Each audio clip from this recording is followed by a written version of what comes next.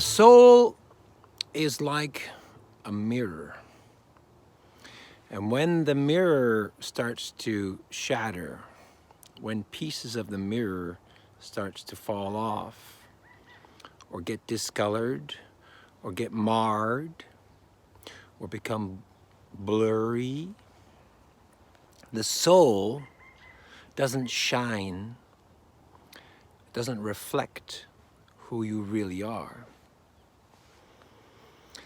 So you think, well, how can a soul, if it is like a mirror, lose its wholeness, lose its shine, or lose pieces of it?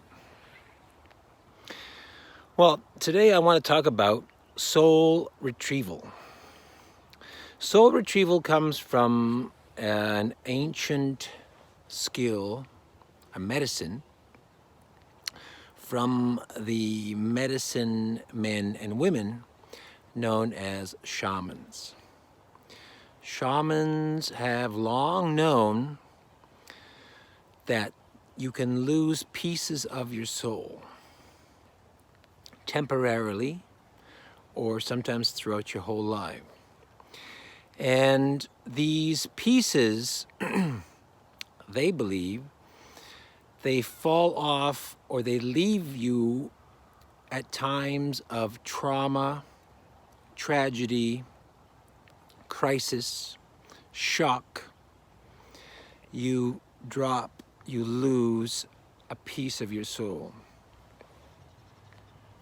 So what the shamans do is when a person starts to feel that he or she is missing pieces of themselves, or can't remember who they were, or have difficulty dealing with situations, with a family trauma, with a crisis, with an event, don't know where they went off the path. When there's that mystery and you can't deal with that situation, they might see a shaman who will go into that past and will identify the piece that was left behind. And they will correlate it with an event. And a shaman, because a shaman works on other planes, other dimensions, can help to reattach the piece to the person's soul, making the person more whole, more complete. It's because you can't really destroy the piece. You leave it behind. It detaches from you. And a lot of the time, my approach to this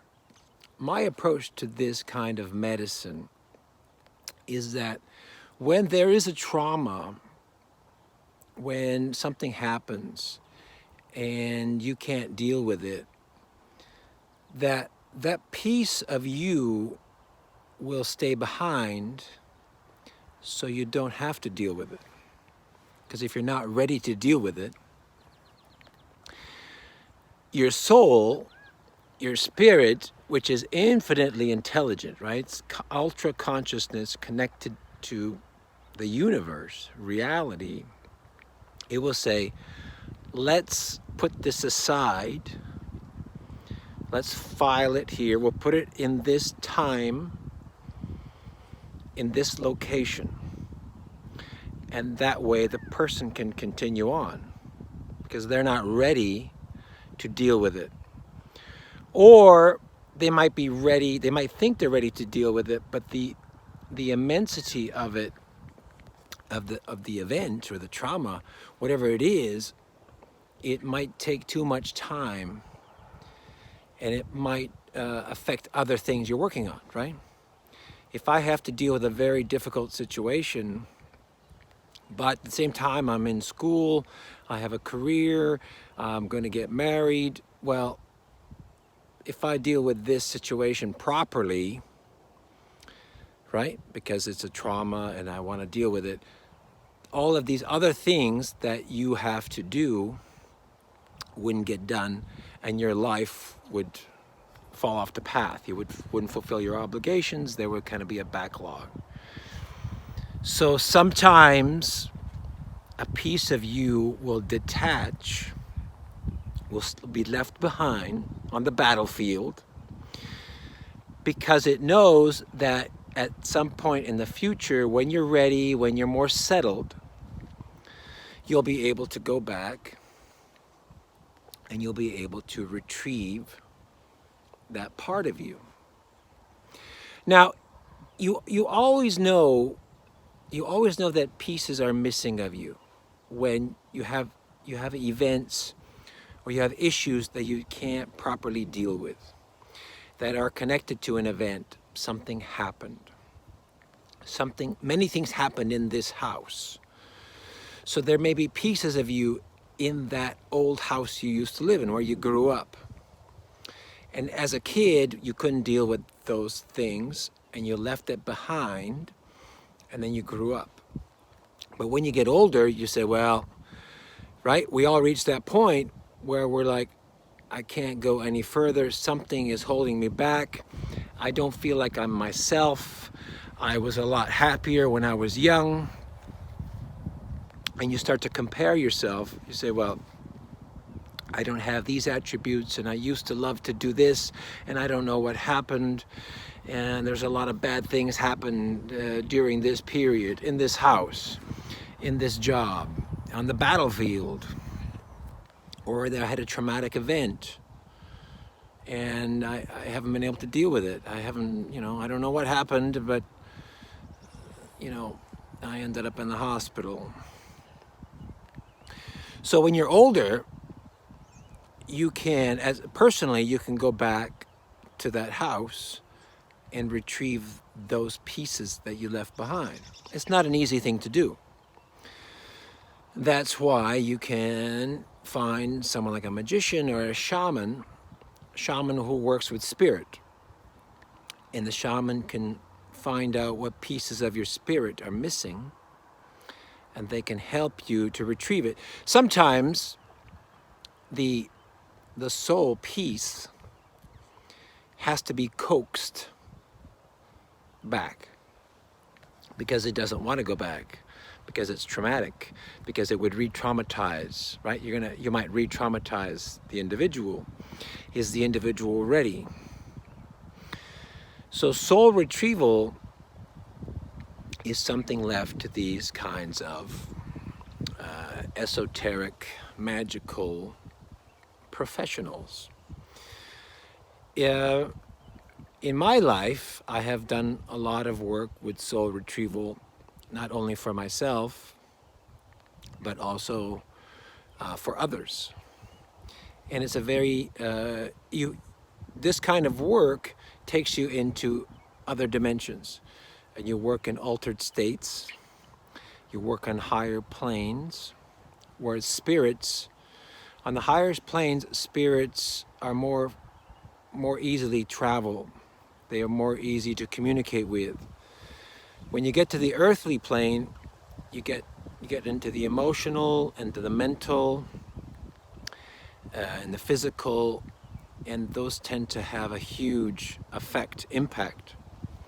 Right? On higher planes, anybody who's been astral travel in the dream world, things are quite straightforward, right? They're quite easy. On the higher planes, it's very straightforward. The spirit says, this is what happened, and it's communicated word for word. But bringing that spirit piece back to the person, the soul, that is a different process, because you got to bring it through all of the other bodies into the earthly plane, and it could re-traumatize a person if it's not done right. Sometimes it takes a period of time to slowly move back. But it is a tangible thing in the magical world. The soul is a, like I say, to me, the soul is like a mirror. So you think of a mirror shaped like your body, right? 2 arms, and 2 legs, and that's like a mirror. That's your soul. And so when you're when you shine your light, when the Spirit shines, then you shine, all aspects of you shine. Now, if pieces of you are missing in the mirror, then that doesn't reflect, and there are pieces of you missing. There are aspects of you that you can't access. There are memories that you can't remember. I don't remember what happened. And when you find those pieces, as you get older, you find those pieces, like I'm missing something. I don't know what happened. Something happened between me and my mother.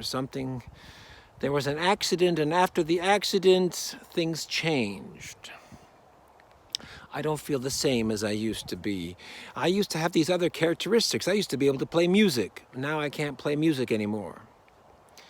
Right? And were those skills, were those abilities, were those talents connected to some kind of trauma, some kind of soul loss? If you get higher into this aspect, you can have a magician. A magician can cause an event to take place and can take a piece of your soul, can remove it and hide it. If you want to get into magic, that's a more advanced discussion. But for me, I always like to bring as many new ideas as possible. And you see me smiling because it's a very real thing, but it happens at a much higher level. And since science cannot define what a soul is, cannot measure it, cannot weigh it, we have to go to a higher level discussion. We have to go to the spirit. We have to go to the higher dimensions. We all agree, I think we all agree that we have a soul. Now, what if pieces of your soul were missing, were absent? What if they were removed, right? What if they were removed and you're not aware they were removed? You're not aware that a piece is missing, because most people are in a very basic state of awareness, and they're not thinking. The last thing most people are thinking is, gee, I'm missing a piece of my soul, right? That's probably not going to come up in your normal conversation over coffee. But people will say, I've been having trouble with this issue. When I was younger, this happened. During my years, when between 8 and 12, these things happened in this location and that location. And when I moved there, someone tried to, break into my house and rape me. And so you know these things. And something happened to my career, something happened to my health. Our relationship turned out sour. There was an affair. There was a divorce. Anything, but we can't say. I can't say. What kind of thing will traumatize a person, because everyone is different. I don't think it's fair to judge. It's fair to judge that this is a serious event and this is not a serious event. Plus, I'm not a psychotherapist who can go into that detail. So as someone who studied shamanism, and I'll get into that in a little bit, someone who studied shamanism goes right to the highest level, right to spirit. So it skips all of this stuff, all the emotional, psychological, mental, and it doesn't even go to consciousness, it goes to spirit. Spirit is interesting because when the spirit says something, it is just truth. The spirit only tells you the truth. And usually the spirit knows what you can handle, so it can't tell you everything. It will never tell you everything. If I were to speak to a spirit, it will tell me what's going on, but it would not tell me everything, because A, it's not necessary, and B, the person, even myself, may not be ready for everything, right? So they give you a piece at a time, but it's truth. You realize it's truth. So they'll say, they'll say that the piece, you left something at that location, that house, where you used to live. And you say, where did I used to live? I used to live, and you look up the address, and then you might ask it again. It says, you need to go there. And then you'll find every reason not to go, because I don't know what's going to happen. I don't even know if it's going to help. I don't know what's going to be there, right? Because your mental and your emotional now is trying to protect you. Don't go there. Don't go there. Don't deal with it. You're okay. You don't need it. You don't need it. Why? I don't want to go back to it, right? Because you might feel it would re-traumatize or bring up bad memories. We all have this. We all have things that we kind of contain, right? That we think is dealt with. But, if anybody knows what happens with ascension, when you ascend, you have to deal with all of these things that you've contained or put off. And we have to dig out the file and say, okay, there's unresolved issue here. And if you get to the higher level, you're saying, well, there's a piece of your soul missing. Or you left it behind. Or a magician took a piece and they hid it. That's a little more difficult. Because if a magician took it and hid it, and you feel like you're missing something, and you can't associate it with something, you're not thinking to find it. That's when the help of a shaman or magician comes into effect. That's those rare times you say, I need to see someone who works at this higher level. Let me tell you a little bit about shamanism and why it's interesting to me, and how I got involved in it. It was 1999. 1999. I was living in Shanghai, China. And I was struggling to learn Chinese and to adapt to a very different culture.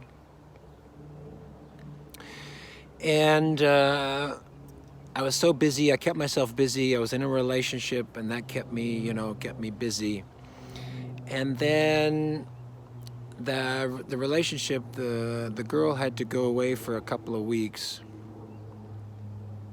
for work, and I had time in my schedule, and I wanted to see an old friend of mine in Los Angeles. So suddenly, you have those moments of inspiration. It just sounds like a great idea. Let's get out of China for a little bit. And instead of going back to Canada, where I'm from, I said, let's go to Los Angeles. And during that time, you also had to, I had a visa, you had a visa, and you every 3 months you had to leave. I had to leave and to come back to renew or get a new visa. It used to be 3 months, and then later they changed it to 6 months. So periodically I had to leave the country to renew the visa. I said, well, why don't I go to Los Angeles? It's kind of unusual thing. It was on a whim. I had a friend there. He was working, but at least I was familiar with Los Angeles. So I flew to Los Angeles. It was about a 15-hour flight. And I saw my friend, and he was busy, so I had most of the time to myself. And it was so nice not to have to speak Chinese and to worry about the culture and just kind of just relax and think. Anyway, one day I found myself in a bookstore a couple of days before I was going to go, and I loved being there. I found myself in a bookstore, and I found myself in that esoteric section, and I found myself, in this, this kind of like this, in the magic and shamanism and things of that nature, right? The new neo-religions and faiths and spirituality. And I found this book on this this doctor who went to Peru, the Amazon, to study the shamans, and specifically to learn about ayahuasca. This is my first time. It was called The Cosmic Serpent by Narby, Jeremy Narby, I think that's the name. Anyway, I picked up that book. Again, this is at a time in my life where I have no particular interest in esoteric, no particular interest in magic or affinity for it. I'm just basically getting some time away from what was happening. What was I living in Shanghai, which is a big metropolitan city, right? Big metropolis. So I pick up this book about ayahuasca, and I don't take drugs. I've never taken any kind of drug, and I don't really drink. So I'm reading about ayahuasca and shamans in the Amazon. Not just that. So I packed the book, and a couple days later I got on my flight. But on the way to the airport, I was reading that book. When I was in line to go to check in, I was reading the book, and I handed my ticket, and I walked to the gate, and I was reading the book. You know what I mean? You're like, I was in a trance. I had to read this book. And I don't like to read. As a writer, as somebody who's written many books, I don't like to read unless it's something really good, and then I will read it. Because when you write, you do a lot of editing and you do a lot of reading. So the last thing you want to do is read. So I had this book. I just made a quick shot to Los Angeles. I saw my friend. I hung out. And now I'm coming back, and the flight back is about 15 hours. I got on my seat, and I put my seatbelt on, and I read that book non-stop. It's about 200 or 300 pages. The whole flight back. I was like, I have to read this book. I have to read this book. And I read. When I got to Shanghai, I got in a taxi. I was still reading. I had another chapter or two left. And when I got home, I threw the bags down. I sat down, and I finished the last chapter of the book.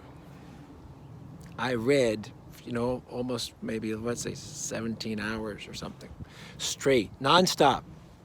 I did not stop to relax or enjoy. I just completely read the book about ayahuasca and the cosmic serpent.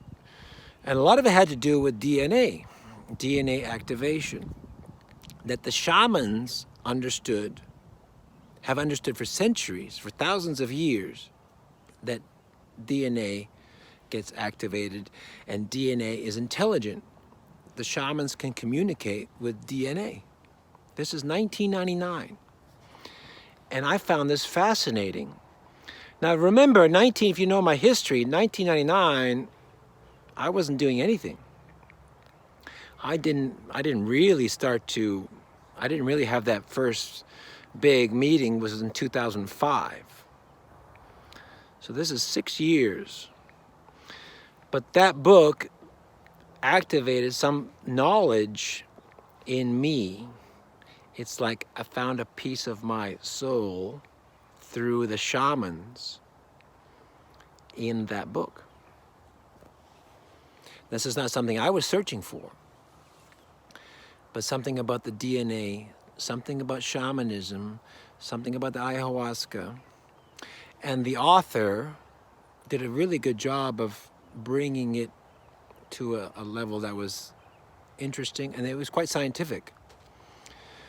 There were most of the writing, most of the work and the research was very scientific. So it wasn't just some kind of personal narrative. He was a doctor, he was a researcher, and he documented it, and he took a very scientific approach. And now, I mean, if you look at now with the interest in ayahuasca, 20 years later, there's a huge interest in ayahuasca. There's a movement in shamanism. So this was very early on. This is not something I was looking for. This is not something I've even had an interest in. But it woke me up. Following that, reading that book, I connected to shamans on higher planes and magicians. And I started to do some painting, and elves, the elves. So this is way before the 2005 that we've discussed. And I started to do paintings, and I would paint these people with black eyes. Like I said, I'm going to paint this person, and it's a woman or a man, and they have black eyes, obsidian, black eyes. And my friends were saying, why do they all have black eyes? I don't know. Right? Because those are the people in other dimensions. Those are the elves. Those are the technicians that we've talked about. So I spent all these years prior to my waking up in 2005 learning shamanism, tapping into higher dimensions, retrieving pieces of my soul. In 1999, when I returned, I also began to write my novels. It began as a trilogy of books set in another planet. It's called the Nivian King. And these characters were dealing with magic in a magical world, on another world, planet Saranor. And there were these cosmic serpents. There's cosmic serpents that formed the basis of the planet, and these heroes, these reluctant heroes, were there to help the planet. That all followed this reading of this book.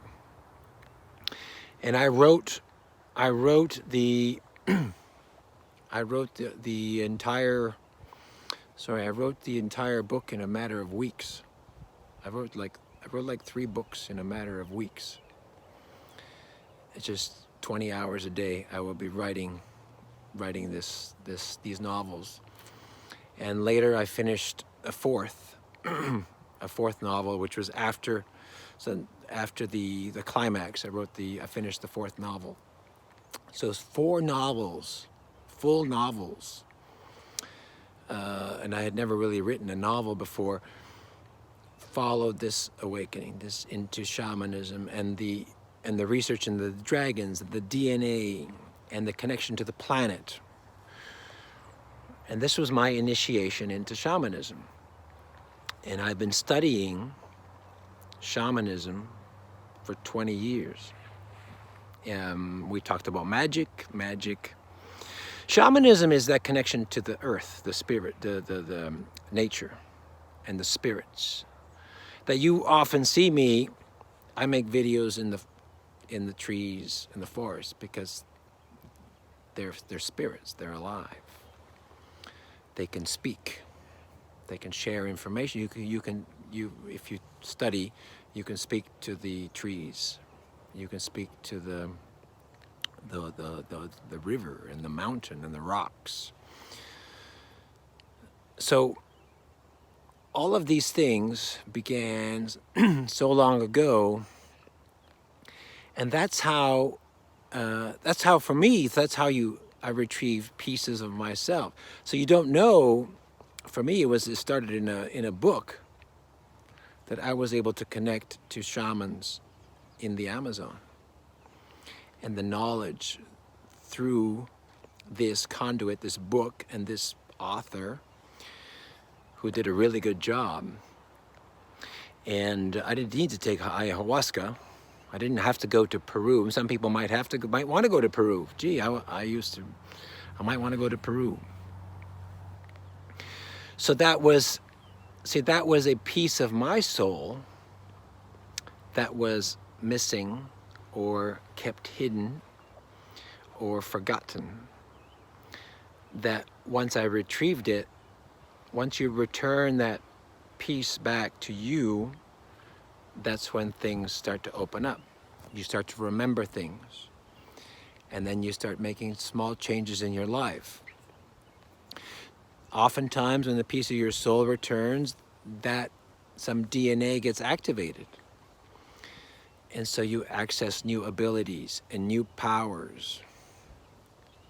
For those who do study magic or have an interest in shamanism, oftentimes, most of the time, a shaman or a magician or a witch reincarnates so that you have a past. And we'll be talking about past life.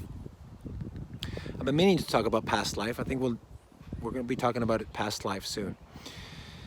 If you have a magical heritage, and a lot of people do. You don't have to have a superpower to have a magical heritage. You need to have a magical heritage. And so people like magicians and witches and shamans, they reincarnate from the past. So there's knowledge, there are pieces of themselves which they may have left behind, on purpose maybe, so that in the next life they could retrieve those parts, those magical parts, and add it. And that's how they gain their abilities, right? That's how you start to wake up. So that's, of course, that's more advanced. That's not something you can do overnight. That takes a lot of work. For me, because I'm very dedicated, and I'm not so judgmental. And even, you have to think, even in 1999, when I had no interest or belief in aliens or elves or magic, when I had no interest in conspiracy theories or quantum theory, I had no knowledge of that stuff. But there's a part of me that I trusted, and I just let it do what it did. Let it ruin my life. Because when you wake up like that, your thinking changes, and you tend to behave differently. So a lot of things can happen when parts of you that were left behind can rejoin.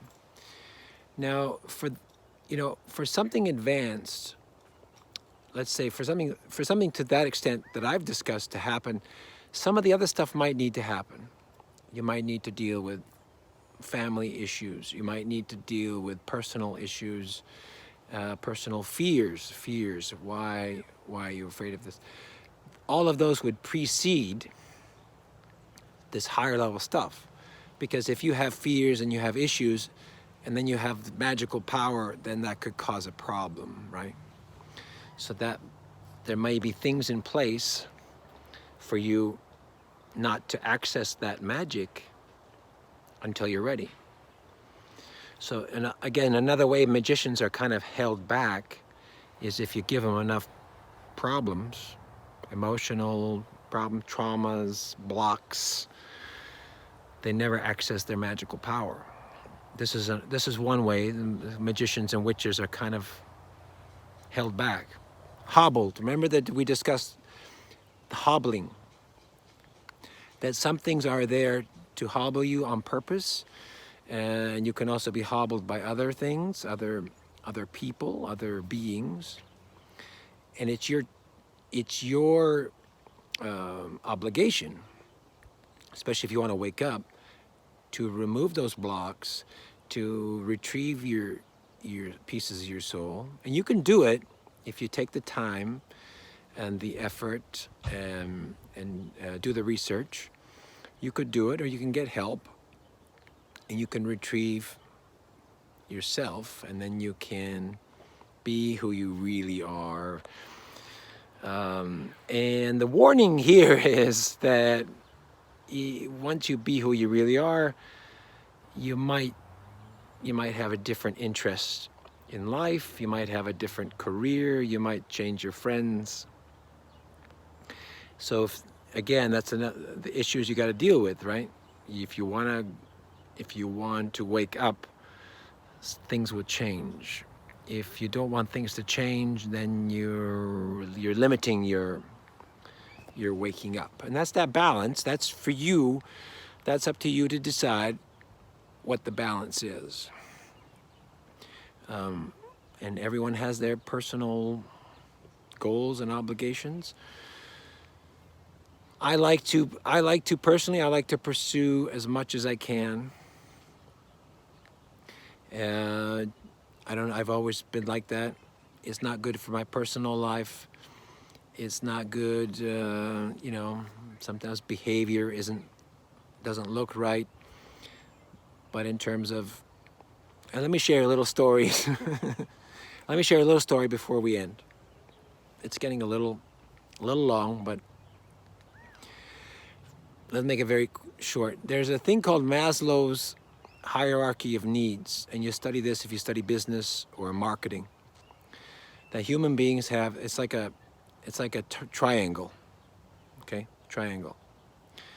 At the top, so this is a hierarchy of needs. These are the needs that people go through in order, as they get older, as they mature, in your stages of life. So you start out with the basic is your survival, right? Food, shelter, and then you get into social needs, and you get into emotional needs. At the top, is called self-actualization. Maslow. So look at Maslow's hierarchy of needs. At the top is called self-actualization. So most people, they go through this. Once you get your survival and your shelter, and then you build your friendships, and you build your social networks, and then you build your career and your reputation and your family. All these things. Most people do all that, and recognition and achievement. And at the end of your life, you do self-actualization. A number of people have commented to me over the years that I started at the top and I've been working my way down, right? I've done everything for self-actualization, which meant I've always had challenges with social and survival and food and shelter and careers and reputations and stuff like that. But I'm an unusual case. And if I didn't do that, I wouldn't be having these discussions.